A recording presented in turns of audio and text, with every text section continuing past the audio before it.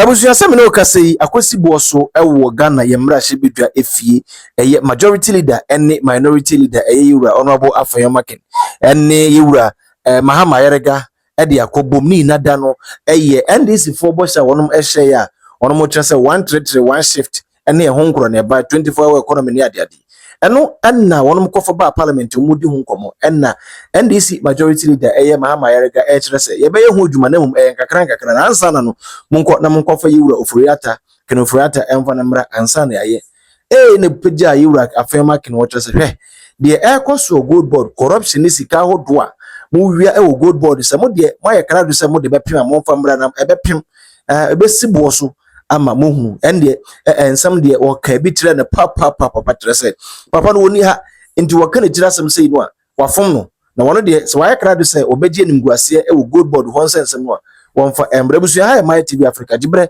de enti mu semra. Mr. Speaker, I will never be provoked. But Mr. Speaker, it is becoming one too many that the majority leader has made Ken Ofori-Atta his target. Speaker, with respect, my respected senior at the bar knows that a man must be heard, and that even if all men find a man's hand in a tail, his guilt must be proven. He knows that as a matter of law. You cannot bring Ken Ofori-Atta's name here when the man is not here to defend himself and make serious allegations against him. Mr. Speaker, the majority leader himself is part of the governance of this country. How would he feel if this is said about him when he does not have the right to respond? If you come and say all that Ken Ofori-Atta has taken away, what has he taken away? What has he taken away? He is a human being like you, a citizen like you. He also has children. He has his family. Be fair. Mr. Speaker, the majority leader, Honorable Mahama Yerega, must be fair. It is not his first. He supervised the embarrassment of Ken Ofori-Atta when they brought placards in this chamber by his side. Mr. Speaker, please and please again to the majority leader, if he has no answer to the economy that is struggling, and when we say economy is struggling, we're talking about the jobs that they have failed to create, he should answer those specific questions and stop the blame game and stop making people targets. He is not here to answer. You failed to create jobs. Electricity tariffs have gone up. You promised to reduce tariffs. Agric ministry, nothing is being done for the agric ministry. Farmers are complaining in Boko, in Tamale, in Yendi. So deal with those ones. You are in government. As for Ken Ofori-Atta, if you think that you have all your evidence and you have evidence of anything done, the court is yours. You have removed Tokonu, so you removed all the judges that you think are fair.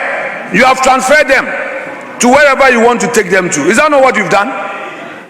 So you have the court, you have control of the court. Go ahead. Who has stopped you? But don't use this parliament to launch an attack on Ken Ofori-Atta. He came to serve. If you have any issues with his service, deal with it. Enough. Mr. Speaker, I rest my case. Mr. Speaker, I am quite surprised that a man who served as finance minister for nearly 7 years, if not more, will run and leave the country even before a handover takes place. And when he is served to appear in court, he refuses and continues to use ill health as a grounds. If he has nothing to fear, he should man up and come back to this country and come and defend himself. Mr. Speaker, go to Liberia. Go to Liberia. The former finance minister of when they left office, the finance minister was charged before the courts. He was in the US. The former finance minister of of Liberia, left the US and came back, entered appearance, and is defending himself before the courts. Mr. Speaker, when you are a former finance minister and you run out of the country, you don't want to come back to the country, huge debts, phenomenal mismanagement of the economy of the country, mismanaged inflation, mismanaged the banking sector, mismanaged almost every sector of the economy of the country. And you run to the United States and you go and seek permanent residence there. Permanent residence there. I believe that Ghanaians should demand of the NPP that if they don't produce Ken Ofori-Atta in this country, they should never come before them asking for power again.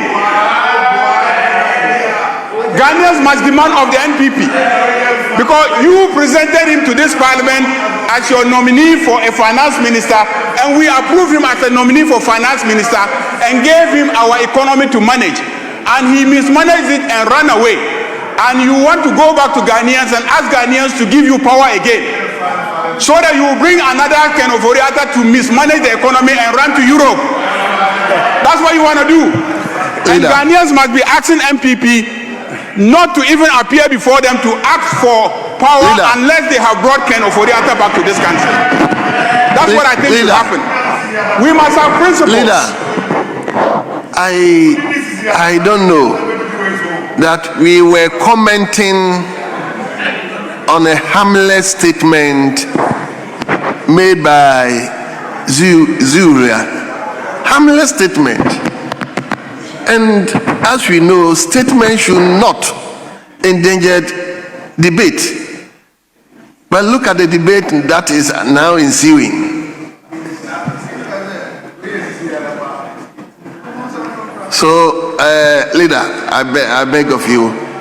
Mr. Speaker, we are in your hands. Well, we've done more than 5 yes, hours. If he speaks, I will respond again.